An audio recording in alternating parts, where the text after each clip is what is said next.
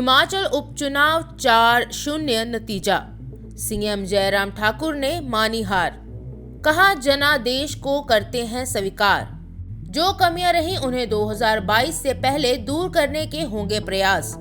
Party में ही कुछ लोगों ने भीतर रहकर भी नहीं किया पार्टी के लिए काम। उनकी सूची बनाकर पार्टी हाईकमान को भेजेंगे। जो पार्टी से बाहर किए गए हैं उन्हें पार्टी वापस नहीं लेगी। जीत का मार्जिन कम लेकिन जश्न के लायक नहीं है जीत। देखें मुख्यमंत्री जयराम ठाकुर ने क्या कहा।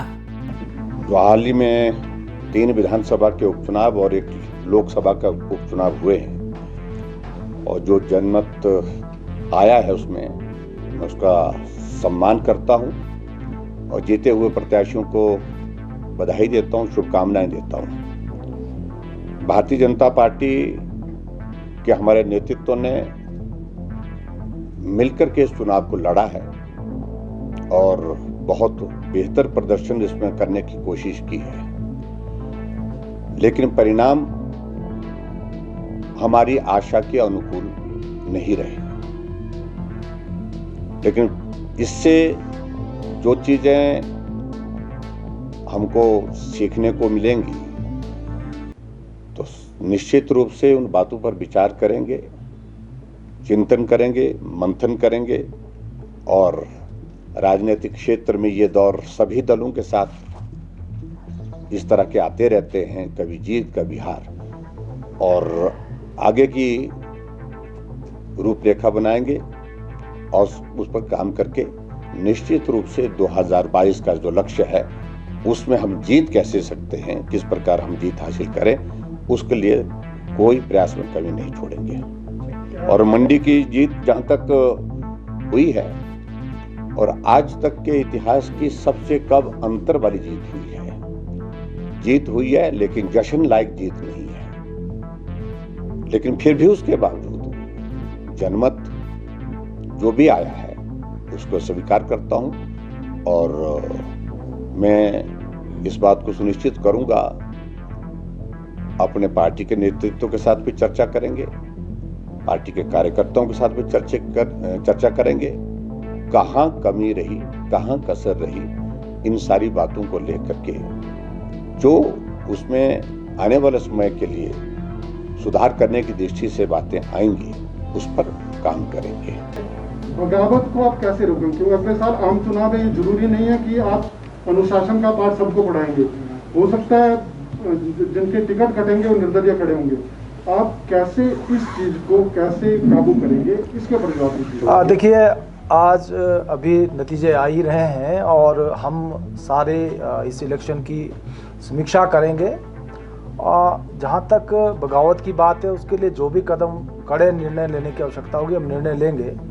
और इस प्रकार जो अभी हम समीक्षा करने के बाद जहाँ जहाँ किस प्रकार से क्या कारण रहे हैं सभी का जो है उसके बारे में विस्तृत जानकारी लेकर जो भी कदम उठाए जाने की आवश्यकता होगी वो हम उठाएंगे। और कड़े कोटखाई के नतीजे के बाद क्या पार्टी को कुछ फीडबैक देंगे यहाँ से कि परिवारवाद की परिभाषा को परिभाषित करने की जरूरत है? और निश्चित रूप से जहाँ जिस प्रकार का नुकसान हमको जुब्बल कोटखाई में हुआ है उसकी भी समीक्षा हम करेंगे।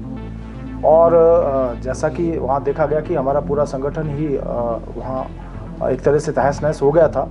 एक तो हम अपना संगठन पुनः वहाँ पर हमारा खड़ा हो जाए ताकि 2022 को जो हम लेकर चल रहे हैं उसको हम अच्छे ढंग से उस चुनाव को लड़ सकें।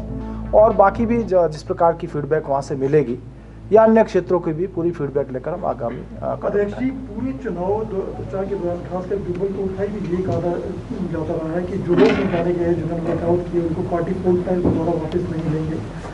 क्या ये इस पर रिव्यू किया जाएगा? नहीं, हम जो निर्णय लिया गया उसके ऊपर खड़े हैं और आगे भी खड़े रहेंगे। जिन लोगों को निकाला गया उनको पार्टी में वापस नहीं लेंगे। मुख्यमंत्री जी, एक आखिरी सवाल जानना चाहेंगे, क्या उस विकास जो 4 साल का आपका टेन्योर है, क्या उस पर महंगाई भारी पड़ी है? देखिए, मैं इस सारी चीज को लेकर के ये नहीं कहूँ, मुद्दा महंगाई था। महंगाई का एक बड़ा हथियार इन्होंने इस्तेमाल किया इस बार, इसमें दो राय नहीं है। लेकिन फिर भी मैं इस सारी चीज को अभी कहना उचित नहीं समझता, क्योंकि अभी तो परिणाम निकले ही है और मंडी की तो अभी ये गणना जो है वो मतगणना जो है अभी पूर्ण होने को बाकी है। अभी तक बैलेट पेपर का वो काउंटिंग का वो दौर चला है और मार्जिन जो है ये 5-7 हज़ार के बीच में रहने वाला है, ऐसी उम्मीद है वहाँ पर। लेकिन ऐसी परिस्थिति में मैं कह रहा हूँ कि क्या क्या फैक्टर्स रहे इसमें एकदम हम कंक्लूड कर लें या निष्कर्ष पर पहुंच जाएं, वो उचित नहीं होगा। हम सारी चीज़ों को आराम से चिंतन करेंगे, मंथन करेंगे, कहाँ कमी रही पार्टी के स्तर पर, सरकार के स्तर पर, कहाँ ठीक पार्टी के स्तर पर करने की गुंजाइश है और कहाँ सरकार के स्तर पर ठीक करने की गुंजाइश है, उन सारी चीज़ों को लेकर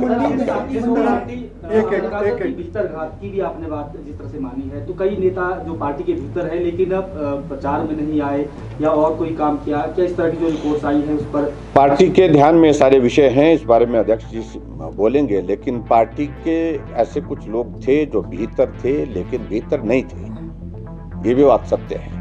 वीरभद्र सिंह का नाम जो है वो कहीं ना कहीं काम किया है मंडी में, खासतौर पर वीरभद्र सिंह का आपको लगता है कि जो एक मर्सी फैक्टर देखिए डेफिनेटली वीरभद्र सिंह जी के प्रति सहानुभूति का इम्पैक्ट जो है वो कुछ इलाकों में देखने को मिला है, उसको हम मना नहीं कर सकते हैं।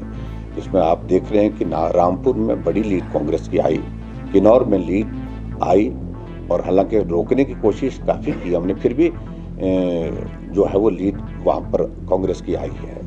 और उसी तरह से बरमौर में जो ट्राइबल का इलाका अन्नी में भी तो ये सारी चीज़ को देखा गया है। वहाँ पर स्वाभाविक रूप से वीरभद्र सिंह जी के जाने के पश्चात एक इमोशनल कार्ड उनने इस्तेमाल किया। नहीं सर, लेकिन मंडी में हार के मतलब अंतर जो होगा रहने वाला है उससे डबल नोटा है, ये बड़ा हैरानी वाला है इस बार। और अगर नोटा वाला वोट नहीं होता किसी भी दल कुछ और भी हो सकता है। निश्चित रूप से मैं आपकी बात से सहमत हूँ कि नोटा का मैं कल 12-13 हज़ार से ऊपर अकाउंट गया है और हार का मार्जिन इसका आधा है लगभग, तो इसलिए बहुत ये सोचने का विषय है। आपकी सरकार के 2 मंत्री मतलब रामलाल मार्कंडेय जी हैं और गोविंद ठाकुर जी हैं, अपने विधानसभा क्षेत्रों में बढ़त दिलाने में असफल रहे हैं।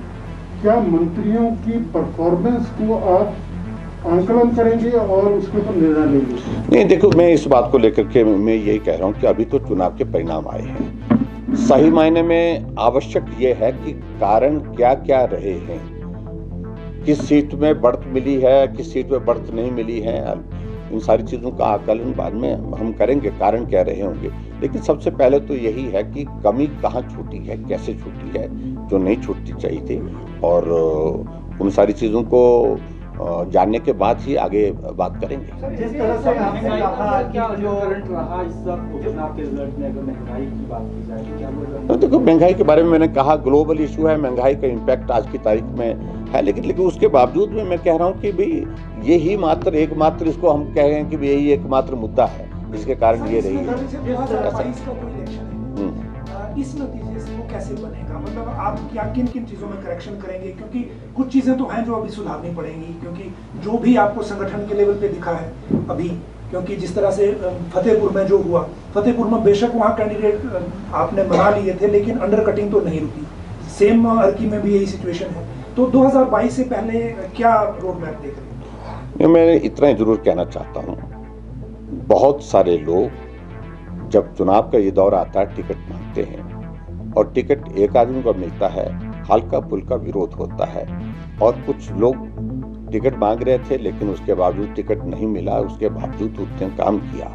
लेकिन कुछ लोग जो है वो भीतर रह करके भी भीतर नहीं थे। तो ये सारी बात जरूर है, इस बात को पार्टी हाईकमान के समक्ष भी रखेंगे, पार्टी के संज्ञान में सारी चीजें हैं। बस थैंक यू, मुझे इतना ही कहना है, बाकी अध्यक्ष जी से शिमला से द टारगेट न्यूज के लिए ब्यूरो रिपोर्ट। पल पल हर पल समाचारों से अपडेट रहना है तो हमारे इस चैनल द टारगेट न्यूज को लाइक करें, सब्सक्राइब करें व बेल आइकन को जरूर दबाएं। घर बैठे सारी जानकारी पाएं।